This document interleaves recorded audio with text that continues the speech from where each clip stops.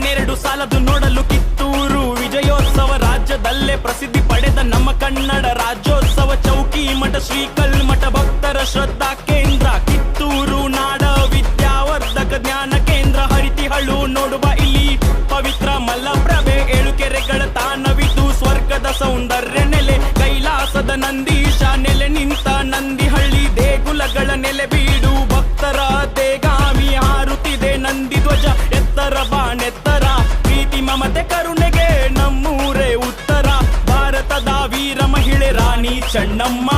ಕೆಚ್ಚದೆಯ ಕ್ರಾಂತಿ ವೀರ ಸಂಗೊಳ್ಳಿ ರಾಯಣ್ಣ, ಟ್ಯಾಕರೆ ರುಂಡ ಚಂಡಾಡಿದ ಅಮಟೂರು ಬಾಳಪ್ಪರ ಜನ್ಮಭೂಮಿ ನಮ್ಮದು, ವೀರ ಗಂಡುಗಲಿಗಳ ನಮ್ಮೂರು.